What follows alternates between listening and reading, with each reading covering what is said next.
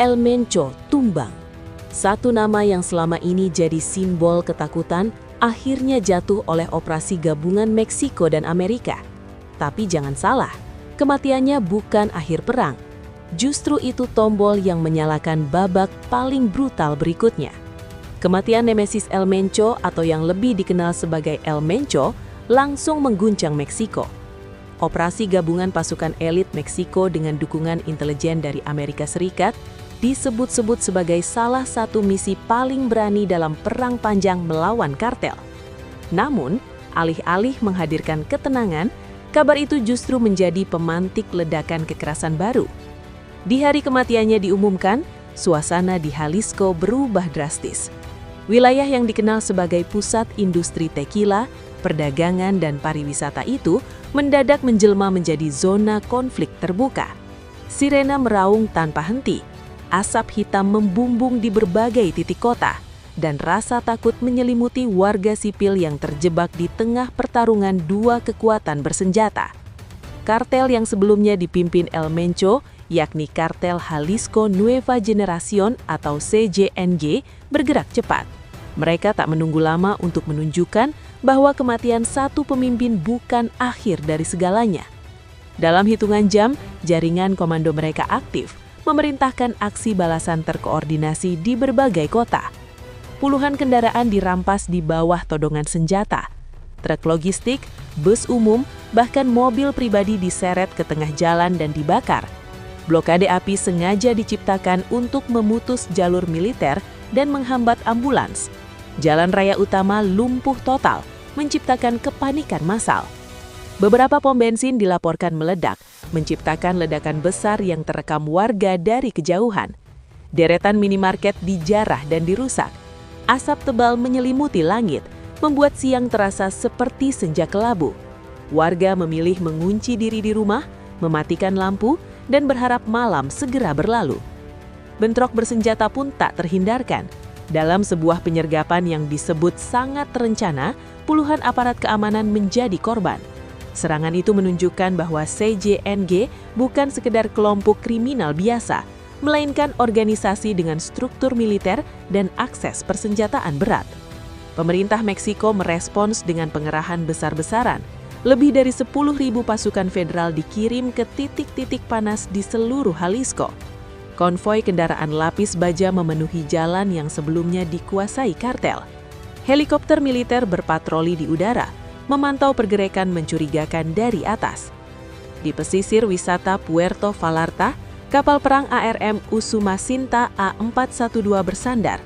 Kehadirannya bukan sekedar simbol, melainkan pesan tegas bahwa negara tidak akan membiarkan wilayahnya direbut oleh kekuatan kriminal. Selama 72 jam pertama, suasana mencekam tak surut. Dentuman senjata terdengar di beberapa distrik. Namun secara perlahan, patroli intensif mulai memaksa kelompok-kelompok bersenjata mundur dan bersembunyi. Memasuki hari keempat, tanda-tanda stabilitas mulai terlihat. Transportasi umum kembali beroperasi dengan pengawalan ketat. Beberapa toko membuka pintu meski dengan jam operasional terbatas. Warga masih waspada, tetapi rasa panik mulai meredah. Gubernur Jalisco, Pablo Lemus, menyampaikan pesan resmi bahwa situasi mulai terkendali. Sekolah tetap ditutup sementara sebagai langkah pencegahan, namun aktivitas ekonomi secara bertahap diizinkan berjalan kembali. Di tingkat nasional, Presiden Claudia Sheinbaum menegaskan bahwa negara tidak akan mundur selangkah pun. Ia menyebut operasi ini sebagai bagian dari komitmen jangka panjang melawan kejahatan terorganisir. Namun di balik optimisme resmi, muncul pertanyaan besar. Apakah memenggal satu kepala berarti tubuhnya akan mati? Sejarah perang kartel di Meksiko menunjukkan pola berbeda. CJNG bergerak cepat menunjuk pemimpin baru.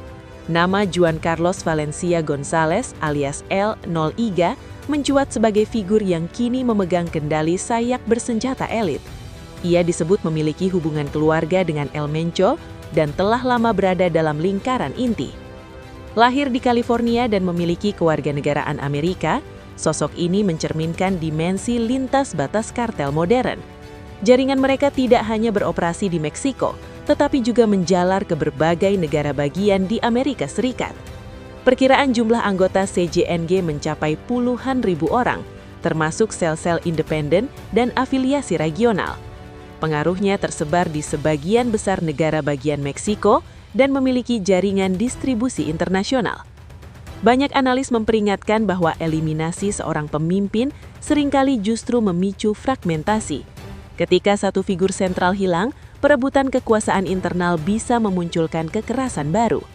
Media internasional seperti BBC dan Al Jazeera menyoroti resiko tersebut. Mereka mengingatkan bahwa tanpa pembongkaran struktur finansial dan logistik, kartel hanya akan beradaptasi. Strategi memenggal kepala kartel pernah diterapkan pada era Presiden Felipe Calderón. Saat itu, banyak gembong narkoba ditangkap atau dibunuh.